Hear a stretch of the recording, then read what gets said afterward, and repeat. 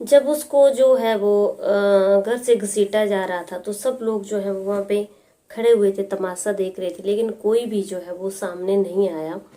और वो गुहार लगाती रही, चिल्लाती रही, लेकिन कोई भी सामने नहीं आया। उसके बाद जो है वो घसीटते घसीटते उसे वहाँ से ले गए और चारों साइड जो है वो उसको उसी कंडीशन में घुमाया गया। जी हाँ दोस्तों, राधे श्याम, आदाब। आप सब लोगों का मेरे यूट्यूब चैनल पे बहुत ज़्यादा हार्दिक अभिनंदन है। मेरे यूट्यूब चैनल का नाम है डेली न्यू क्राइम स्टोरीज, जहाँ पे आपको क्राइम की कहानियाँ सुनने के लिए मिलती हैं। तो आज की कहानी का रुख दोस्तों हम करते हैं मध्य प्रदेश के इंदौर से। इंदौर की जो है ये आज की कहानी है। आप लोग पूरा सुनना, देखना वीडियो को, जब भी आप लोगों को पता चलेगा। तो चलिए आज की कहानी को शुरू करते हैं। होता क्या है कि होली का दिन है और सब लोग अपने घरों में रंग खेल रहे हैं, मस्ती से खेल रहे हैं, झूम रहे हैं, खा रहे हैं, पी रहे हैं। क्योंकि दोस्तों आपको पता है ना कि होली के दिन जो है वो माहौल कुछ ऐसा ही होता है, हर जगह पे रंग लगाने का और दारू पीने का और बहुत सारी चीज़ें होती हैं, पकवान बनाए जाते हैं, लोग रंग लगा रहे हैं, एक दूसरे को बधाई दे रहे हैं होली के दिन। लेकिन होता क्या है कि बहुत सारी चीज़ें जो हैं वो वहाँ पे होती हैं और जब बहुत सारी चीज़ें वहाँ पे हो जाती हैं तो अब क्या होता है कि सब चार औरतें जो हैं वो अपने घर से निकलती हैं और ये जो महिला है ये अपने घर में रह रही है, अच्छी खासी इसकी ज़िंदगी चली हुई है। लेकिन होली के दिन ये चारों महिलाएं उसके घर में घुस जाती हैं और उसको बाहर निकालती हैं। जब वो उसको बाहर निकालती हैं तो उसे बहुत बुरी तरह से पिटती हैं, मारती हैं, चारों महिलाएं जो है वो। और वो पीड़िता जो है वो अपनी मदद की गुहार सब लोगों से लगा रही है कि बचाओ बचाओ, लेकिन कोई भी जो है वो बचाने वाला नहीं आता है पास। कोई भी जो है वो बचाने वाला उनको पास नहीं आता है। अब क्या होता है कि पीड़िता काफ़ी परेशान हो जाती है और जो पिटाई करने वाली औरतें हैं उसका बहुत बुरा हाल कर देती हैं और उसके बाल जो हैं वो बालों को खोल देती हैं। अब उसको बहुत ज़्यादा मार पीट करती हैं। अब इसके बाद होता क्या है कि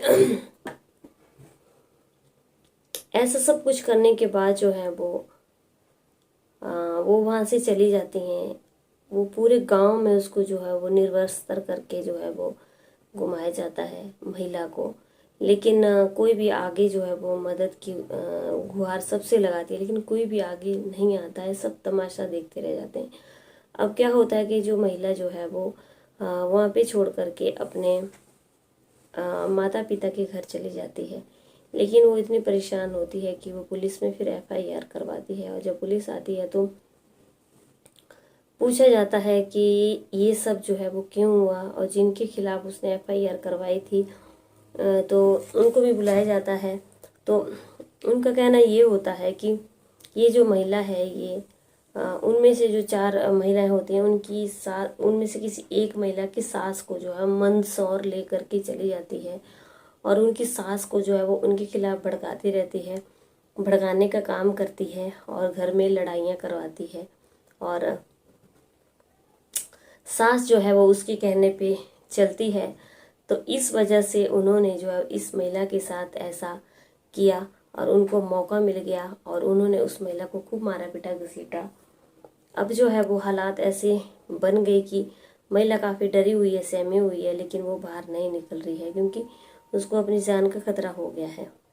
अब ये महिला जो है वो सरेआम अपना जुर्म जो है वो उसको कबूल कर लेती हैं कि हाँ हमने ही जो है वो इसके साथ ये सब कुछ किया हुआ है, क्योंकि इसने जो है वो हमारे घर में लड़ाई झगड़ा करवा दिया है और हमने ही ये सारी जो घटना जो है वो इसके साथ की हुई है।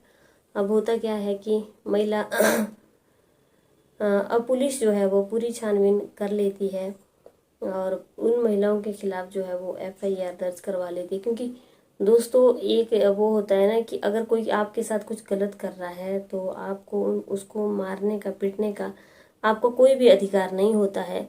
लेकिन पुलिस जो है वो पुलिस किस चीज़ के लिए बनी हुई है? हर चीज़ जो है वो हर चीज़ का सोल्यूशन होता है, लेकिन हर चीज़ का सोल्यूशन यही नहीं होता है कि तुम किसी को पकड़ो, मारो, पीटो और अपना ही जो है वो राज वहाँ पे चलाओ। और सबसे बड़ी बात ये होती है कि जो भीड़ है वहाँ पे, अगर किसी के साथ ऐसा अत्याचार जुल्म हो रहा है तो भीड़ बिल्कुल मुंह के ऊपर उंगली रख करके चुप बैठी हुई है। सबसे बड़ी गलती ये भी है। और अगर किसी को किसी से ऐसी परेशानी है तो उसको पुलिस में बताना चाहिए कि ये हमारे घर में परेशानी कर रहा है और ऐसा हो रहा है, वैसा हो रहा है। लेकिन आजकल के ज़माने में जो है लोगों के अंदर पेशेंस नाम की बिल्कुल भी चीज़ नहीं है। इंसान सोचते हैं कि जो हमने कर दिया वही फाइनल है और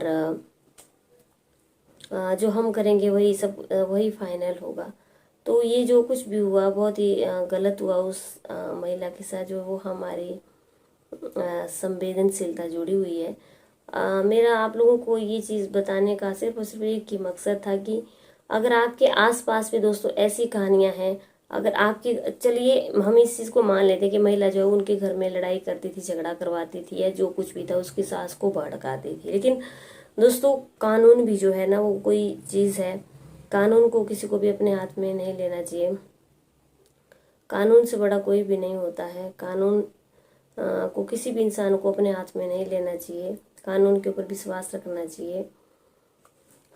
बस आज की कहानी से हमें क्या सीख मिलती है? आज की कहानी से हमें सिर्फ और सिर्फ यही सीख मिलती है कि देखिए ये घटनाएं किसी के साथ भी घट सकती हैं, लेकिन कानून को अपने हाथ में नहीं लेना चाहिए। और हमें कोई भी अधिकार नहीं है कि हम किसी को मारे पीटें और किसी के साथ अत्याचार करें, जुल्म करें।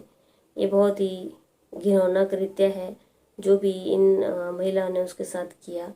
और कभी भी आप लोग कानून को अपने हाथ में न लें। फिलहाल उनके ऊपर जो पाचारों के ऊपर FIR दर्ज कर ली गई है। तो दोस्तों उम्मीद करती हूँ आप लोगों को मेरी कहानी अच्छी लगी होगी। अच्छी लगी है तो आप वीडियो को ज़रूर लाइक, शेयर और कमेंट करना। और